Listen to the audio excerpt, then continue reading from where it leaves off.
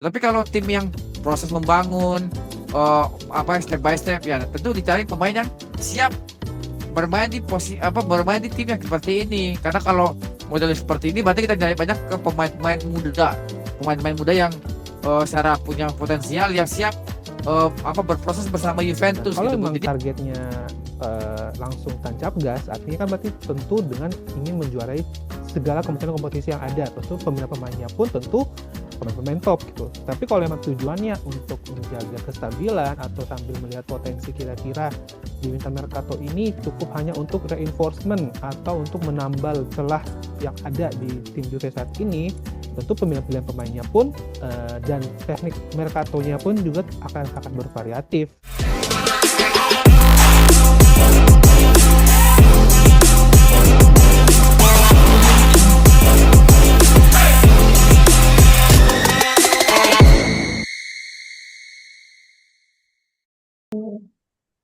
Oke, selamat tahun baru teman-teman Suara Juventini ya. Semoga 2026 kita ini penuh berkat ya, dan juga Juventus nih akan lebih baik ya tentunya, atau malah mundur nih. Aduh, jangan sampai dong ya teman-teman Juventini.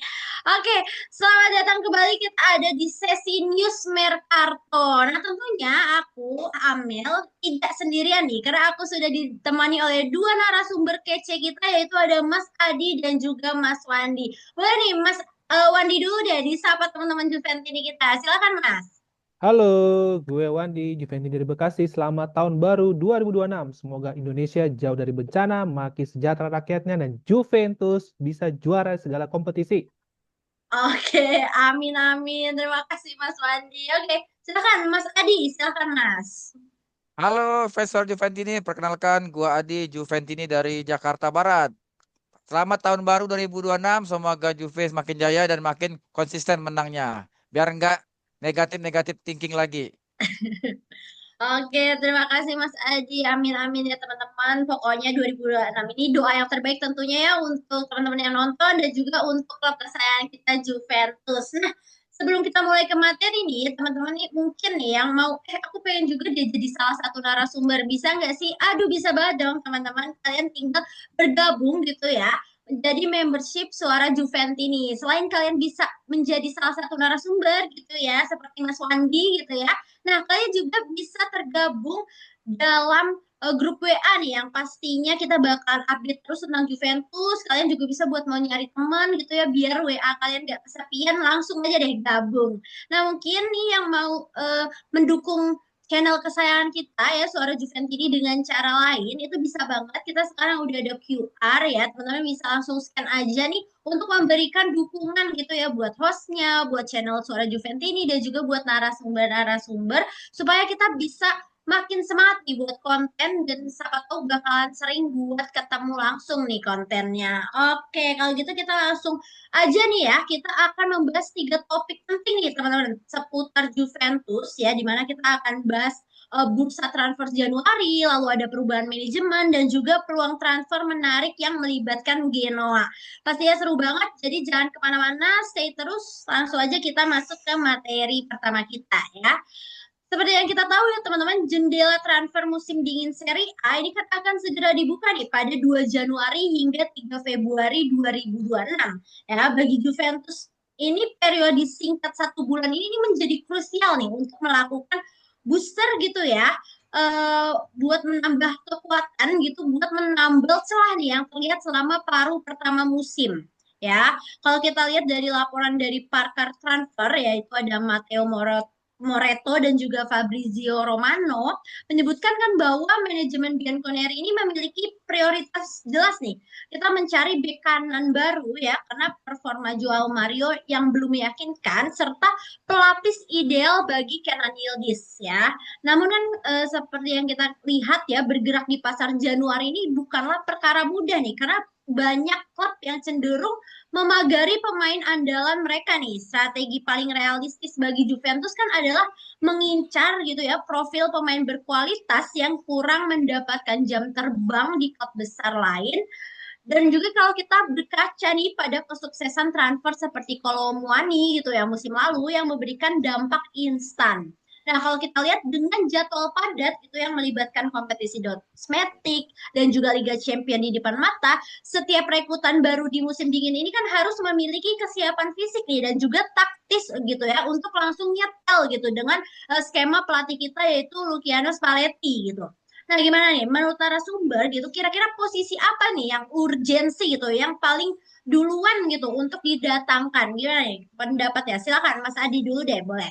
Silakan Mas. Eh, urgensi ya, yang paling urgensi. Sebenarnya kalau kita lihat dari squad ini kan, ya Juve ini kan nggak rata ya. Maksudnya kekuatan antara utama dan cadangan itu ada yang bagian part-part yang itu yang nggak rata gitu. Kalau kita lihat mau mau kita telaah gitu, kita emang nggak punya left footed CB yang benar-benar pas di posisinya gitu. Karena kita selalu mainin Lloyd Kelly dan cepat akhirnya nyobain Copiners. Kalau gua lebih urgensi kita beli meminjam ya atau membeli back yang mungkin average umurnya udah ini posisi ya, back tengah kiri, back tengah, terus juga pelapisnya Yildiz sama mungkin kalau wing back kanan itu if necessary kalau Joe Mario-nya cabut. Kalau nggak cabut kita nggak cari back kanan. Tapi kalau gue tiga posisi full back wing back kanan khususnya pelapis Yildiz sama back karena penting semua.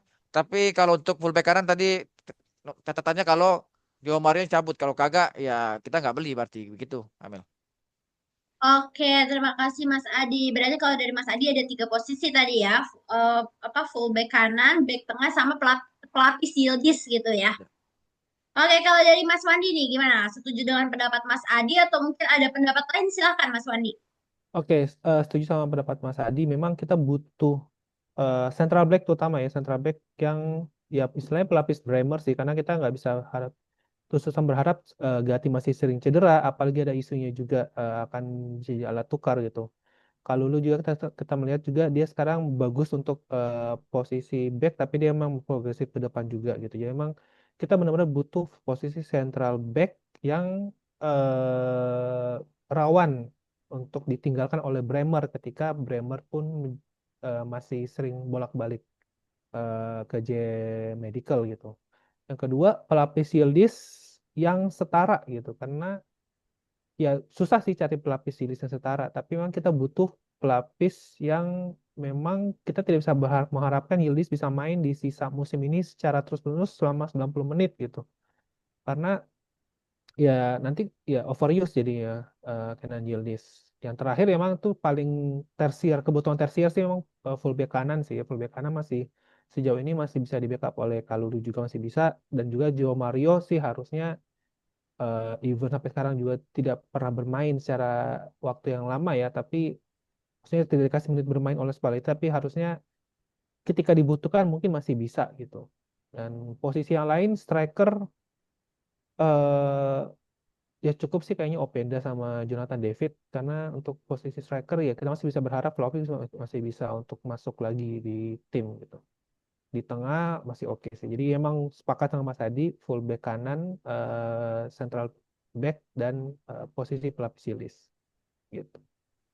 Oke, terima kasih Mas Wandi. Berarti sama dengan Mas Adi ya, tadi ada central back, pelapis Yildiz yang setara gitu, dan juga full back kanan ya.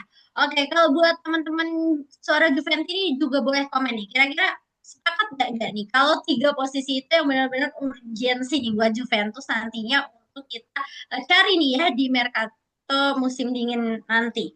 Oke, kalau gitu kita langsung lanjut lagi nih ke materi selanjutnya. Jadi betul kita kan seperti yang kita tahu ya ada perubahan manajemen Juventus nih ya, di mana dia memasuki babak krusial gitu dengan kembalinya Marco Ottolini ke Continasa sebagai direktur olahraga baru nih.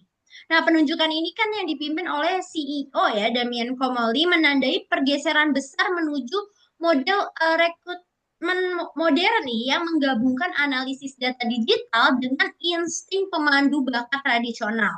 Hotel ini sendiri ini kan memiliki reputasi kuat nih dalam menyeimbangkan metrik performa gitu dengan penilaian mentalitas pemain yang ditugaskan untuk menerjemahkan visi klub menjadi kebijakan transfer yang nyata.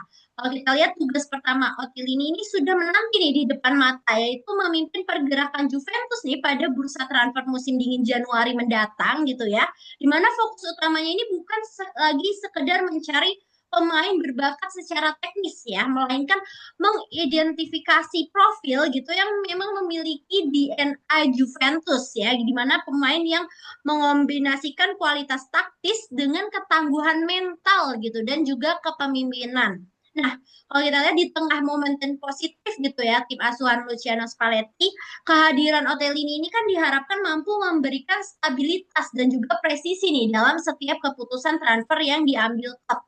Nah, kalau kita lihat nih dalam visi Otellini dan juga Komoli, kriteria utama rekrutan baru kan adalah mereka yang cocok secara taktis dan juga filosofis gitu dengan sistem yang diterapkan Spalletti saat ini, di mana profil pemain ini seperti apa sih yang dianggap memiliki ketaguhan khas Juventus gitu, sekaligus mampu gitu untuk beradaptasi dengan skema diagonalitas tim ya. Itu pertanyaan pertama. Lalu yang kedua nih, dengan waktu Mercato yang sangat singkat gitu ya, manakah yang lebih menguntungkan nih bagi Juventus? Apakah mendatangkan pemain muda potensial gitu ya dari liga lain, atau meminjam pemain berpengalaman nih yang memang sudah mengenal atmosfer Serie A namun sedang terpinggirkan di klubnya saat ini? Ya nih pendapat ya, silakan Mas Adi deh, boleh Mas. Eh, mengenai yang visi Kotolini Komoli kayak dua sisi mata uang ya. Satu lebih fokus ke data, modal moneyball. Satu lagi itu ke yang eh, apa bagian psikis pemainnya, adalah bagian dari non teknis pemainnya. Ini kan agak sedikit berbanding terbalik ya. Jadinya agak ada sesuatu yang kontradiktif gitu. Tapi kalau ini digabungin, Juve mungkin bisa bisa perform di Mercato selanjutnya ya, mulai dari winter ini. Cuman balik lagi untuk memilih pemain yang cocok sama Juventus ini, Juventusnya filosofinya apa dulu? Juventus ini tim yang kayak apa? Tim besar yang mau apa? Dalam tanda kutip tim besar yang polanya begini atau polanya trofi, ya tentu pemain yang dibutuhkan adalah kancing-kancing pemain yang pernah pernah trofi gitu. Tapi kalau tim yang proses membangun step by step ya tentu dicari pemain yang siap bermain di posisi bermain di tim yang seperti ini. Karena kalau model seperti ini berarti kita nyari banyak ke pemain-pemain muda.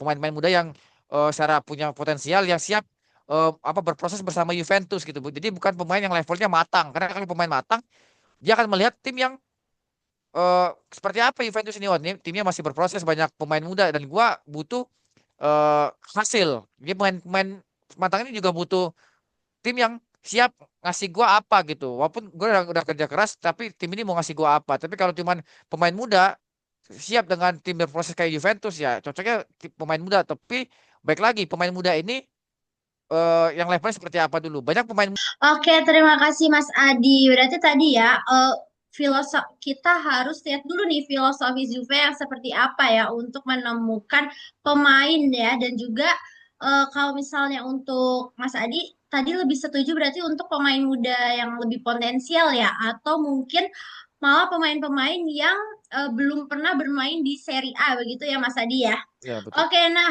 kalau misalnya dari Mas Wandi nih gimana pendapatnya? Silakan Mas Wandi.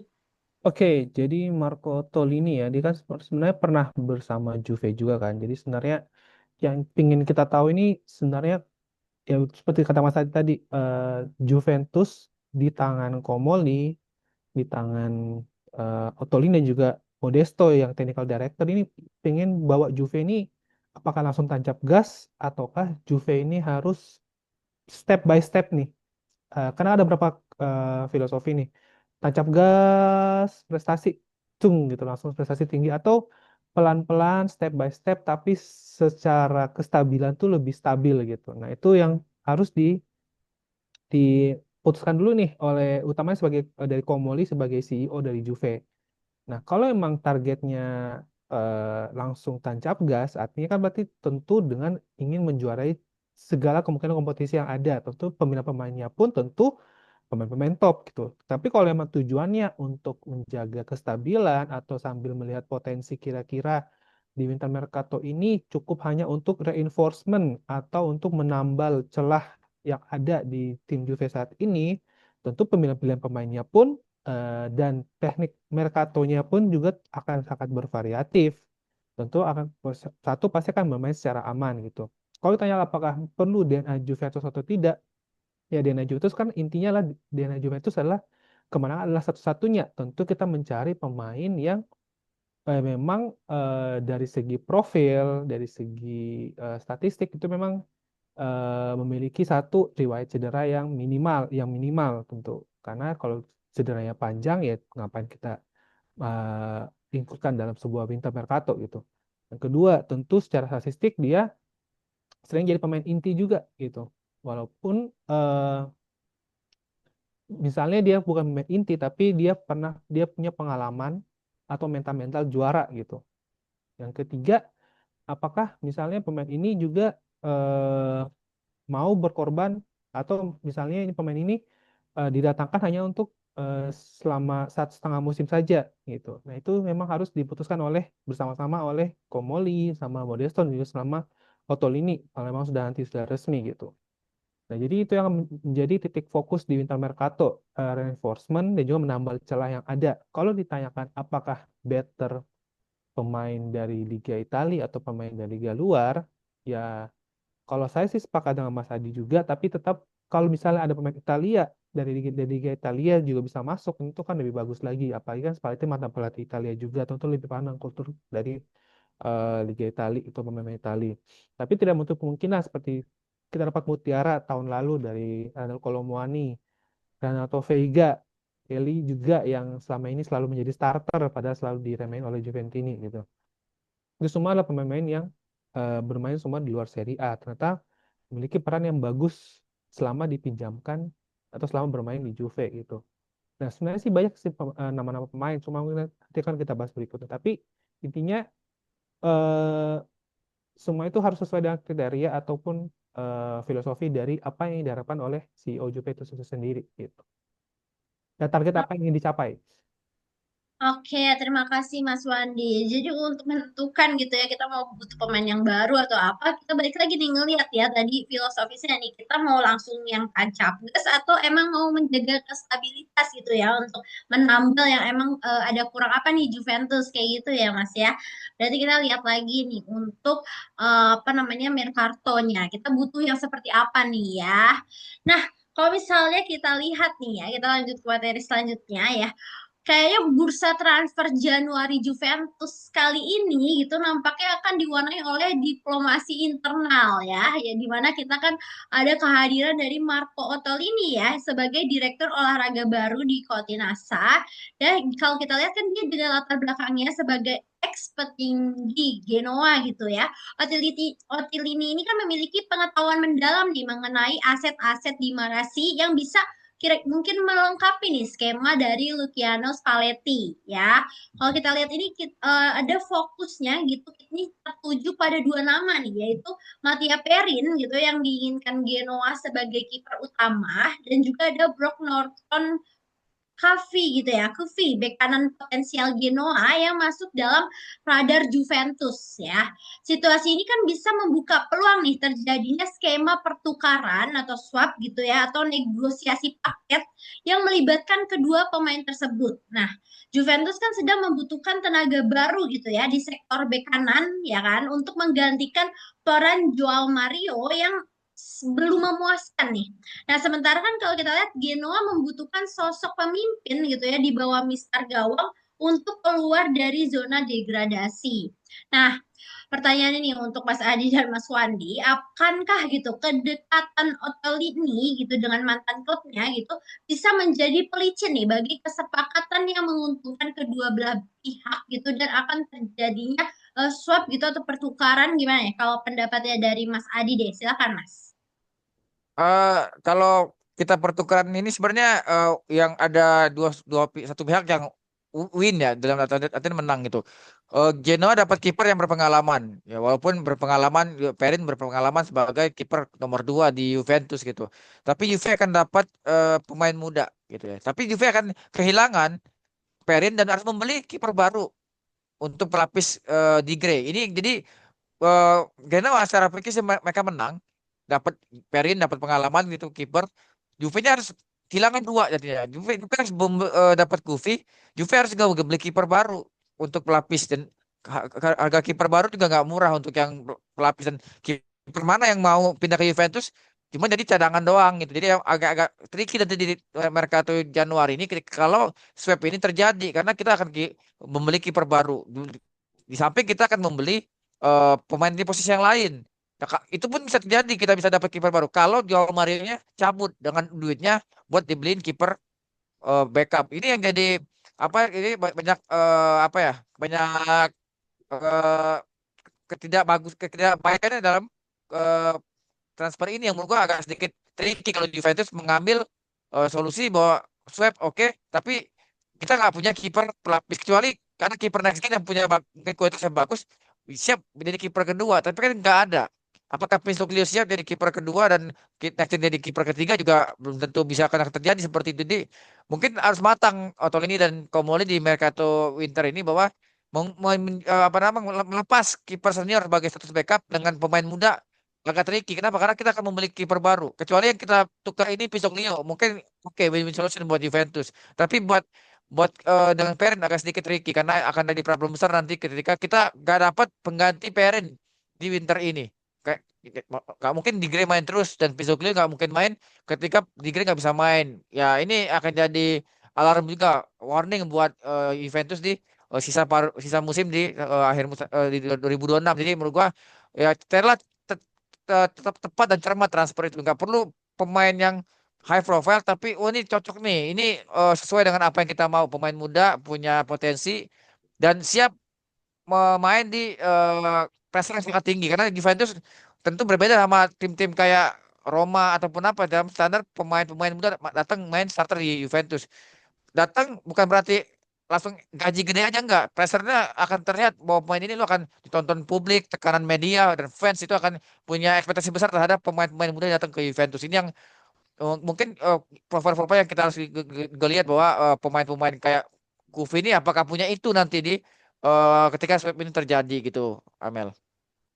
Oke, terima kasih Mas Adi. Jadi kalau menurut Mas Adi ini agak tricky ya, dan juga kalau misalnya kita harus melepas kiper Perlin gitu ya, kita nggak punya pelapis ya, dan juga kalau misalnya kita harus cari kiper lagi itu juga butuh biaya yang besar ya, nggak murah. Dan juga kalau misalnya tadi ya, kalau Joao Mario cabut baru mungkin kita bisa ya Mas ya. Kayak Mas Adi ini udah agak suka ya dari tadi dia mau cabut-cabut dulu nih. Oke, kalau dari Mas Wandi gimana nih Mas? Oke, kalau ditanyakan apakah mungkin terjadi sih, ya mungkin mungkin aja ya. Karena namanya ketika ada pindahan pimpinan yang baru itu kan membawa tangan kanan kepercayaannya kan. Apalagi kan memang Otoli terkenal dengan ya Otoli datang ke Genoa ketika di Genoa degradasi dan dia berhasil membawa Genoa masuk kembali ke Serie A. Tentu dia sebenarnya secara scouting dan secara menilai pemain itu pasti lebih bagus gitu. Tapi pertanyaannya apakah ini transaksi atau swap yang menguntungkan buat Juve nggak? Ya, seperti dalam tadi, ini bukan sebuah transaksi yang win-win solution gitu.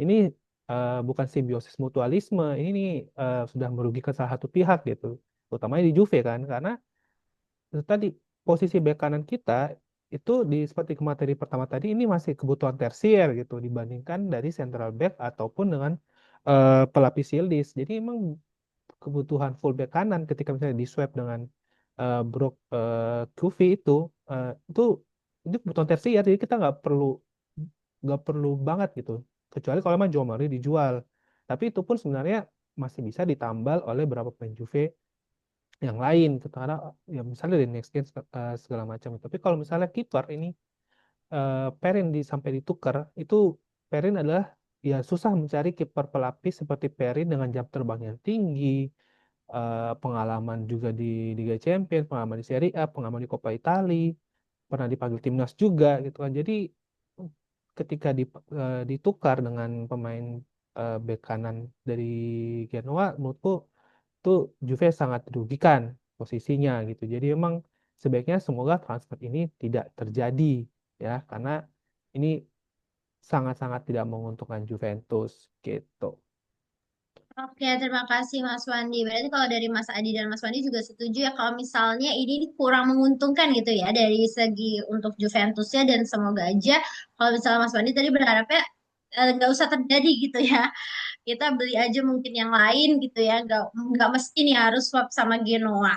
Oke, nah kalau itu kan tadi pendapat dari Mas Adi dan juga Mas Wandi nih, teman-teman Juventi ini boleh banget ya di komen gitu ya, gimana sih pendapat-pendapat kalian tentang News Mercato kali ini? Oke, kalau gitu itu tadi aja nih pembahasan kita ya. Saatnya aku, Amel, dan juga narasumber kita Mas Adi dan juga Mas Wandi pamit undur diri. Terima kasih teman-teman yang udah nonton. Jangan lupa buat di like, di komen gitu, di share ke teman-teman Juventini lainnya. Kita tutup dengan Vino La Fine.